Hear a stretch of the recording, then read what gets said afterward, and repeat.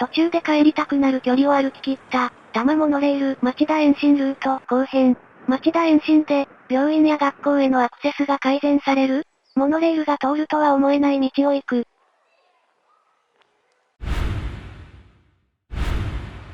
多摩センター駅から町田駅までの、多摩モノレール町田延伸計画。決定したルートを徒歩で巡る。八王子延伸の構想ルートとの分岐点を越え、これ正延伸の構想ルートと交差し、町田延伸ルートは進んでいく。小野地宿を避けて通る、町田延伸ルート。町田祇園スタジアム、町田市立陸上競技場へのアクセスを改善。日大三中と日大三高の、通学の足となる予定。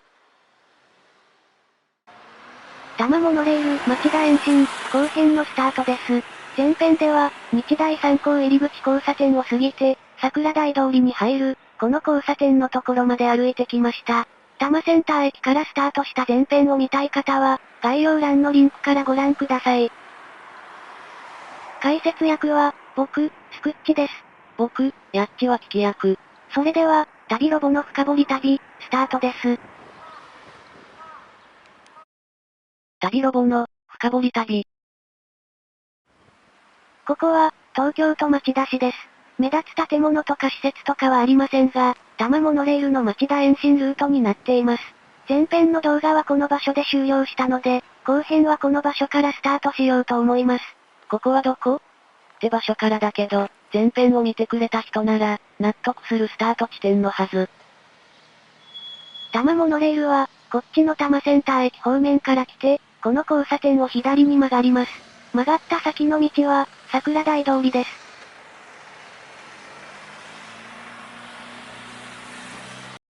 最初に、多摩モノレールについて説明します。令和7年、2025年4月時点で、多摩モノレールは、多摩センター駅から上北台駅が開業しています。地図の赤い線が開業している多摩モノレールです。地図の上、北の終点が上北台駅で、下、南の終点が多摩センター駅です。東京都を南北につなぐ路線になっています。通っている自治体は、多摩市、八王子市、日野市、立川市、東大和市で、全部で19の駅があります。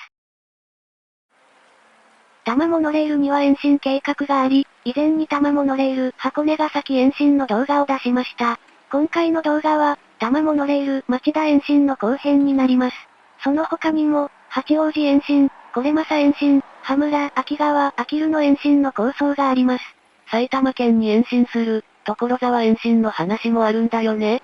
当初の構想に所沢延伸はありませんが、所沢延伸の話も出ているようです。町田延伸ルートを地図で確認してみます。多摩センター駅から町田駅までは、直線距離で約 9km あります。その間を直線ではなく、曲がりくねったルートで繋ぐのが、多摩モノレール町田延伸の計画です。地図の赤い線が町田延伸ルートです。延伸ルートは約 16km あります。箱根ヶ崎延伸の約 7km に比べると、2倍以上の距離です。今いるところは、黄色い星のところです。町田延伸ルートの半分くらいのところでしょうか？地図を拡大してみます。今いるのが、黄色い星のところです。モノレールは、桜台通りを通って、小山田桜台団地方面に進みます。改めてお伝えしておきますが、今回の動画では、多摩センター駅から町田駅に向かっています。多摩モノレールの構想は、昭和にまで遡ります。昭和54年、1979年に、東京都が、多摩都市モノレール等基本計画調査を実施。昭和56年、1981年、多摩都市モノレール等基本計画で、全長約 93km の構想路線が発表されています。最初に開業したのは、立川北駅から上北台駅です。その区間が開業したのは、平成10年、1998年11月27日、平成12年、2000年1月10日に、立川北駅から多摩センター駅が開業しました。令和7年、2025年4月時点で開業しているのは、多摩センター駅から上北台駅の約 16km です。約 93km の構想がありながら、約 16km が開業してから、20年くらい動きがなかったことになります。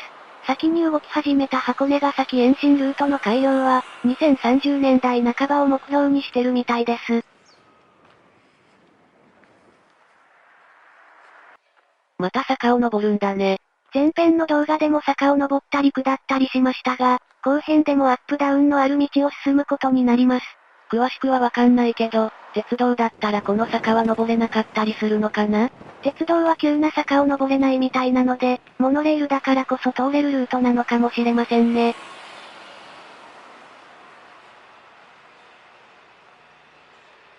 この辺で上り坂は終わりな気がします。かなり登ってきた感じだよね。町田駅まで歩けるか心配になってきた。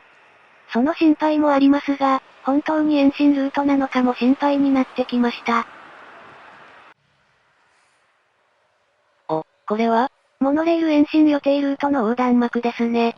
心配になってきたところにこの横断幕はありがたいです。この道で間違ってなかったってことだね。町田延伸ルートがこの道を通ることになったのは、小山田桜台団地があるというのが理由の一つのようです。団地の事業者は、UR 都市機構で、昭和58年度、1983年度に入居が開始されたそうです。小山田桜台団地は1618戸あり、そのうち487戸が賃貸とのことです。横断幕があったのが、黄色い星のところです。その左側、西側に団地が広がっています。ニュータウン小山田桜台の看板がありました。団地として開発された場所ですが、町田市のサイトによると、町田駅から小山田桜台団地まで、バスで28分だそうです。バスがあるとはいえ、駅から遠いのは不便だよね。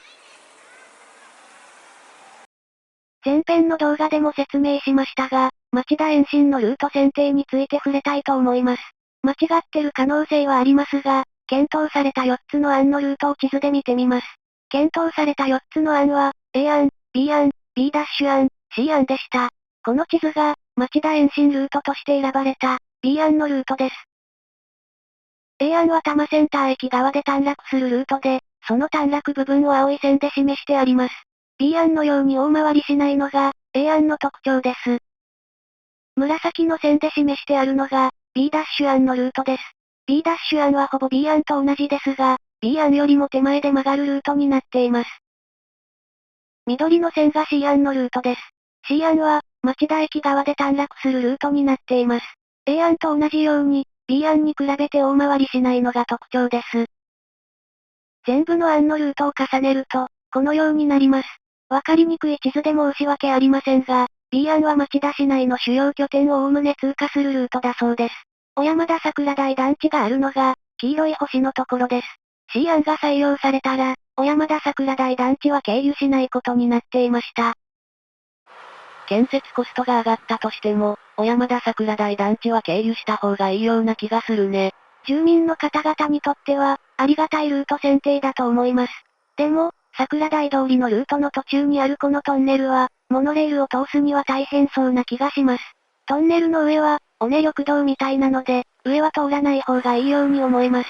トンネルの中を通るには、低すぎるよね。令和7年、2025年4月時点で開業中の区間に、少し変わった構造のところがあります。中央大学、明星大学駅と多摩動物公園駅との間は、一部区間が掘り割り、トンネル構造になっています。この小山田隧道も、似たような構造になるのかもしれません。そうだとしたら、トンネル部分の拡幅などで、工事は大変になりそうです。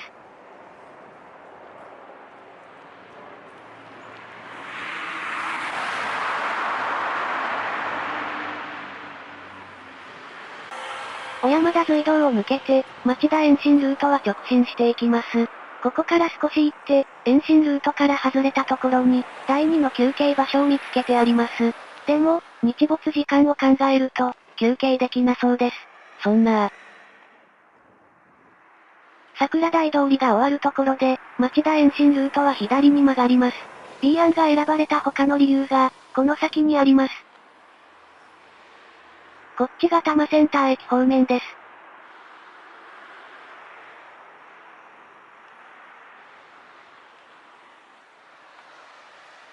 名前のない交差点を左に曲がって、町田延伸ルートは町田駅を目指します。今いるのは、黄色い星のところです。ここの交差点で、町田延伸ルートは東、地図では右に進路を変えます。地図を拡大してみます。今いるのが、黄色い星のところです。桜美林。そうです。町田延伸ルートは、桜美林大学のところを通ります。この辺りには、桜美林大学、桜美林中学校、高等学校、桜美林幼稚園があります。桜美林幼稚園はあまり関係ありませんが、桜美林大学、桜美林中学校、高等学校は通学が楽になりそうです。桜美林大学も、C 案だと通らないルートになっていました。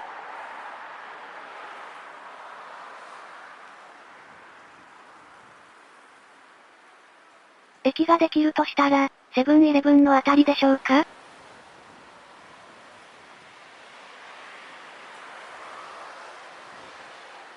桜美林大学のメインキャンパスは、ここにある町田キャンパスだそうです。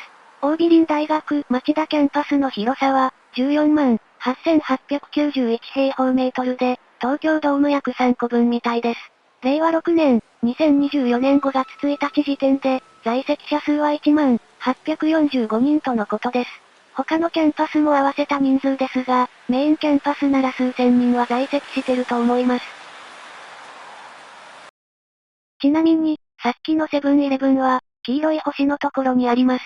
その辺に駅ができるような気がします。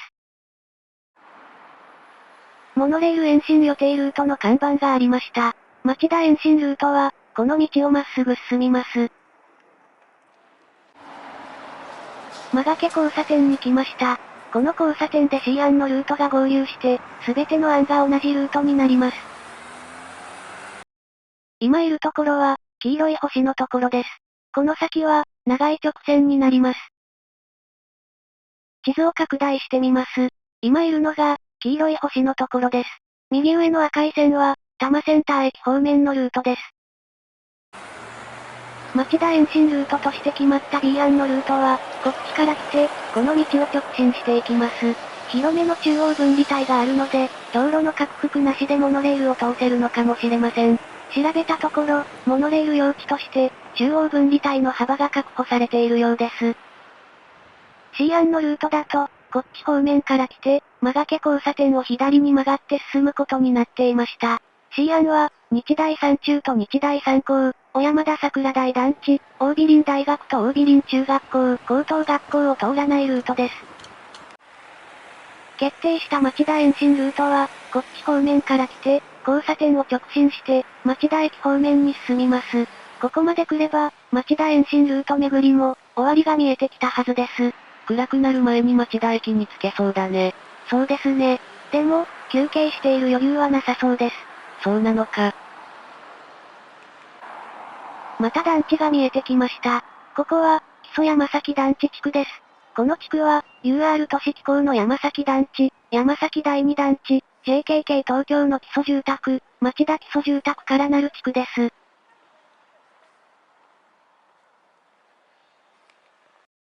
木曽山崎団地地区は、黄色い星のところです。駅から離れているので、モノレールを延伸するなら、ここにも駅を作りたいという場所だと思います。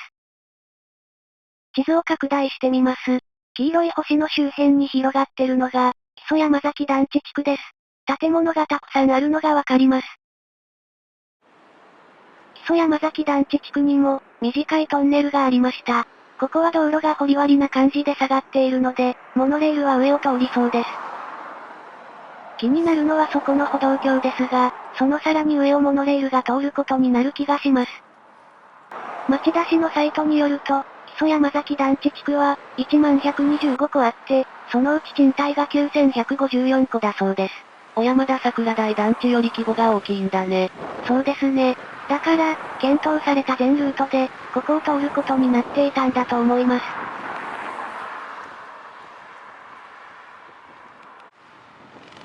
木曽団地南交差点から先は、令和6年、2024年3月23日に開通した道路です。木曽団地南交差点は、黄色い星のところです。だんだん町田駅が近づいてきました。地図を拡大してみます。道路が開通したことで、便利になったと思います。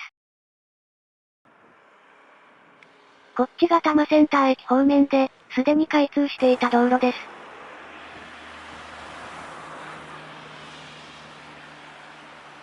ここから先が約1年前に開通した道路で、町田駅方面に向かっています。モノレール用地として、中央分離帯が広く作られています。令和6年、2024年3月23日に開通したのは、基礎団地南交差点から、町田市民病院東交差点付近までの約800メートルです。町田延伸ルートは、町田市民病院のところで左に曲がります。あと800メートルは長い。こっちが多摩センター駅方面です。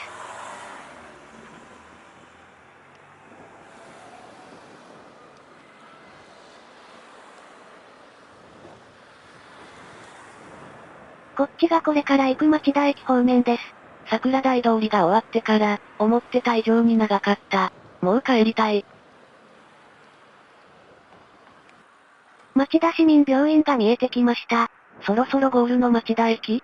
実は、町田駅まではまだあります。桜台通りを過ぎてからまっすぐ進むだけだったので、事前の調べが少なくて、もっと短い間隔になっていました。やっと町田市民病院のところに来ました。ここから先は、道がなかったり、狭かったりする区間になります。町田市民病院があるのは、黄色い星のところです。ここからまっすぐ町田駅を目指すのではなく、遠回りして町田駅に行きます。地図を拡大してみます。町田市民病院のところを直進した方が近道ですが、町田延伸ルートは大回りをして、町田駅に向かいます。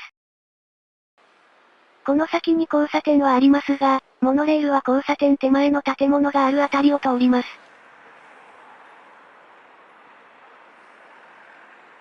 ここにある看板は、道路事業に関するものでした。新しくできる道路が、町田延伸ルートです。道はあるけど、かなり拡幅される計画なんだね。モノレールを通すには、それなりの道幅が必要ですからね。それなのに、この先は狭い道だったり、道がないところだったりが続きます。この区間だけでも、完成には時間がかかりそうです。モノレールはこっちの方から来て、今は建物があるところを通って左に曲がっていきます。道がなさそうなので、この先の交差点を左に曲がって、町田延伸ルートをたどることにします。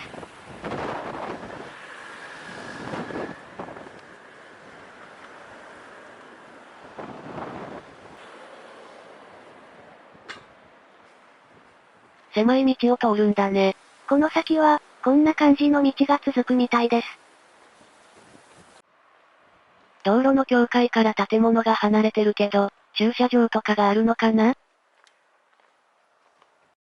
今いるのは、黄色い星のところです。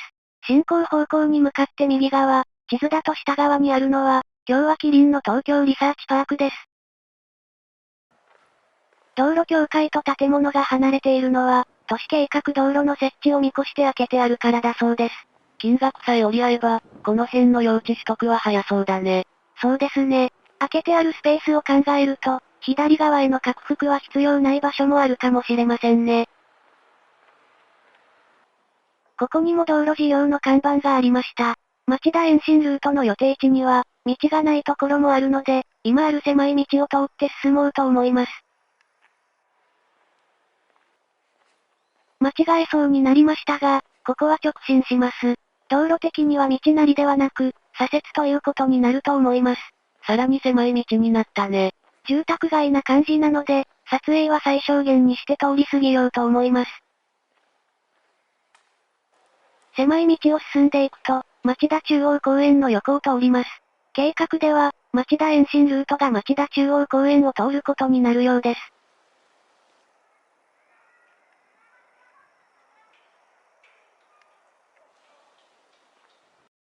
今いるのは、黄色い星のところです。町田延伸ルートは、町田中央公園の橋を通るみたいです。さっきいたところから60メートルくらい進んだところに、道路予定地の看板がありました。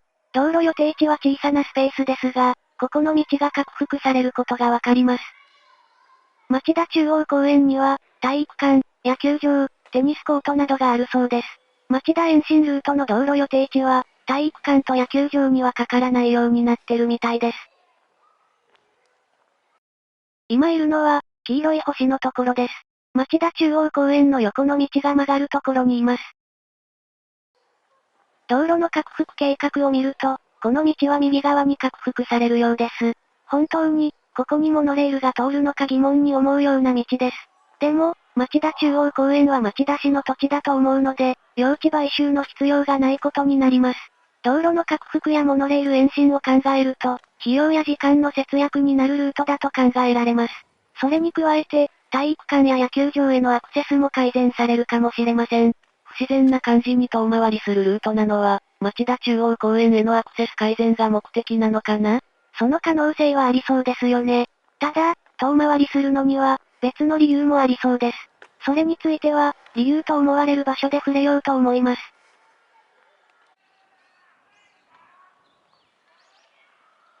右側に見える建物が、町田中央公園内にある、三町田朝日体育館です。体育館の道路側にある駐車場と思われる場所は、拡幅された道路になる予定のようです。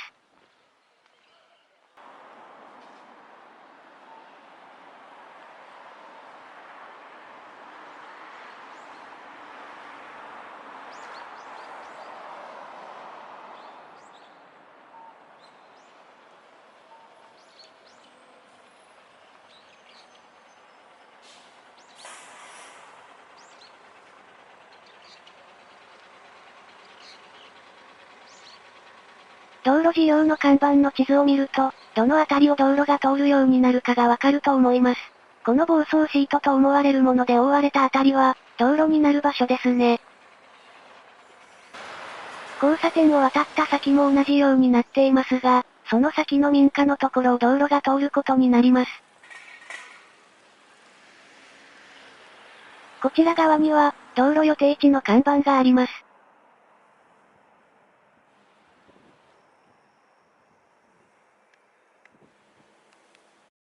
今いるのは、黄色い星のところです。町田延伸ルートは直進しますが、令和7年、2025年3月時点で、民家などで道路が細切れになっている状態です。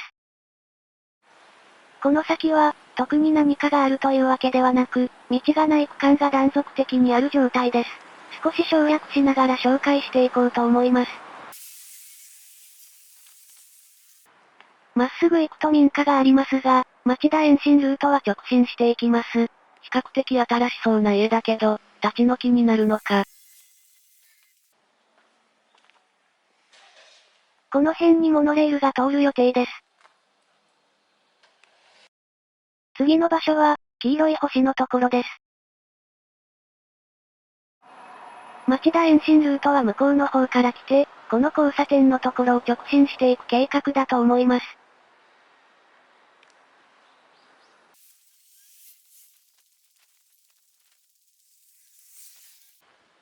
直進すると、何かの敷地を避ける形で道が曲がっています。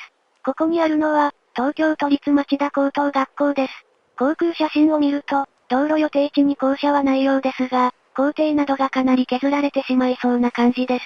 ウィキペディアの町田高等学校のページを見ると、将来の出来事として、グラウンドの一部などの閉鎖が書かれていました。ここも、用地の確保という意味では、楽そうだね。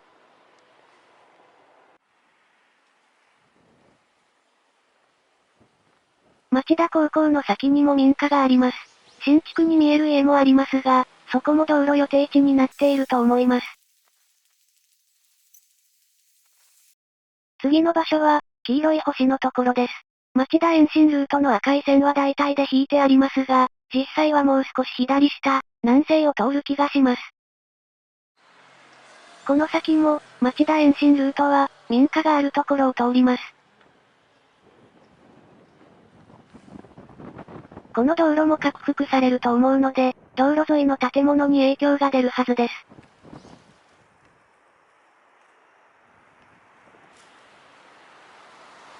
直進できる道がないので、近くの道を通って進みます。次の場所は、黄色い星のところです。町田延伸ルートは、小田急小田原線を越えていきます。この下に、小田急小田原線が通っています。町田延伸ルートは、この橋の向こう側を通って、小田急小田原線を越える予定です。左が多摩センター駅方面で、右が町田駅方面です。次の場所は、黄色い星のところです。この先にも学校があります。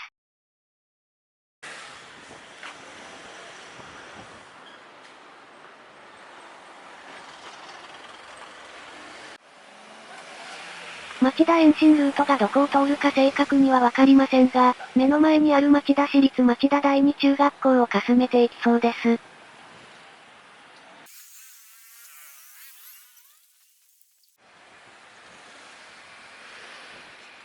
町田延伸ルートは、おそらくここをまっすぐ進みます。次の場所は、黄色い星のところです。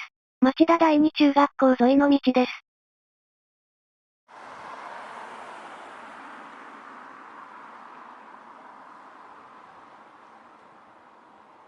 町田延伸ルートは、この辺を進んでいくようです。撮影してる方向より右側を通る気がします。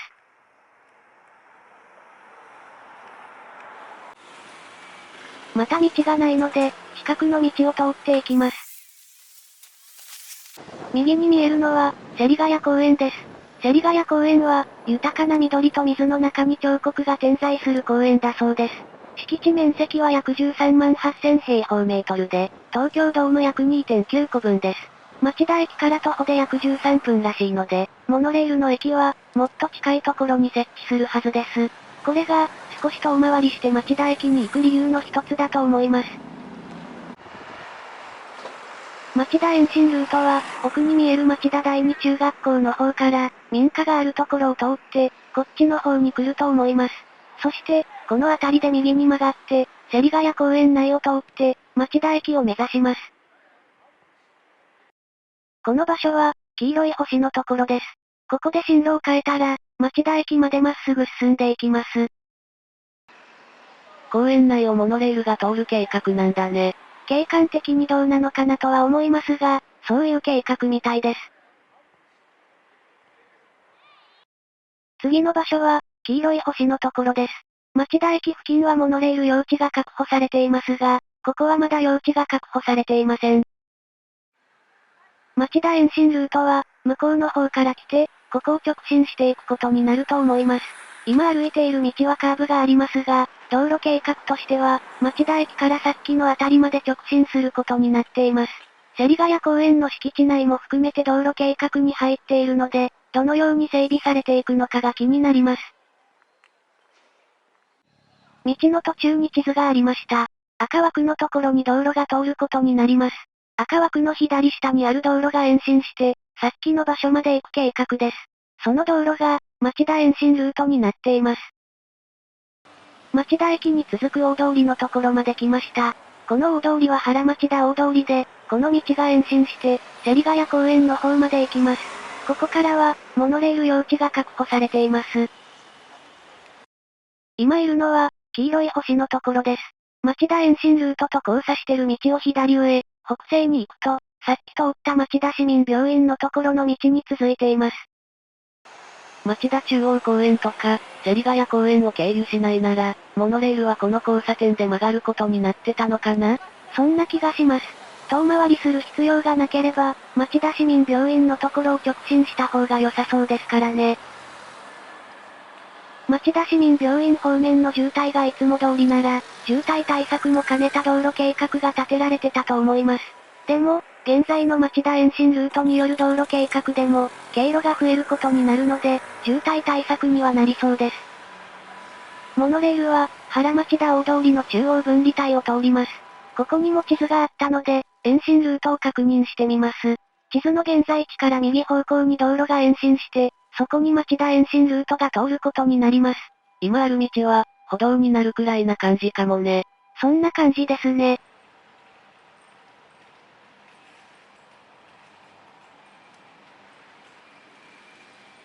JR 町田駅と、小田急線町田駅は少し離れています。原町田大通りをまっすぐ進むと、JR 町田駅があります。でも、多摩モノレールの町田駅は、その手前にできると想定されているようです。町田駅より先に延伸計画がないことと、用地の問題が関係しているのかもしれません。令和7年、2025年4月時点で、駅の位置などはまだ決まっていません。そのため、多摩モノレールの町田駅の場所については、完全な推測になっています。次の場所は、黄色い星のところです。もう少しで、多摩モノレールの町田駅の予想地点です。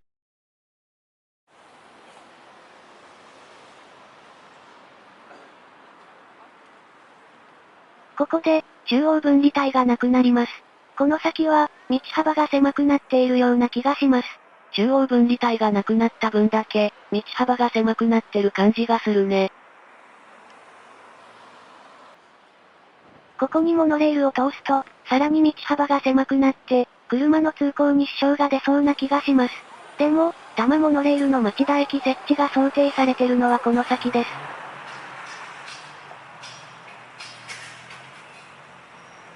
この奥に JR 町田駅があります。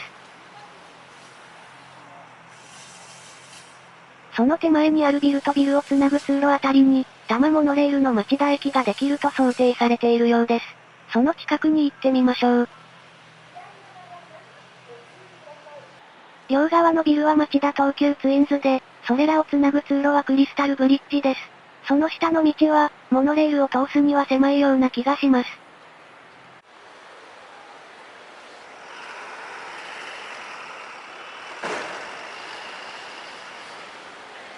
ここがクリスタルブリッジの下です。バス停を動かさないと、モノレールの駅の設置は難しい気がします。道路の拡幅もできないだろうし、どうするんだろうね。詳しい計画が出てくるまで、待つしかないですね。駅の位置はわかりませんが、町田延伸ルートを歩き切ることができました。JR 町田駅の証拠写真。小田急線町田駅の証拠写真。道幅のことを考えると、中央分離帯が終わるあたりに、多摩モノレールの町田駅ができるような気がします。JR 町田駅とはペデストリアンデッキで繋いで、小田急線町田駅は地上を行くというのがいいかなと思います。駅の位置などの情報が出てきたら、駅予定地巡りをすることも考えています。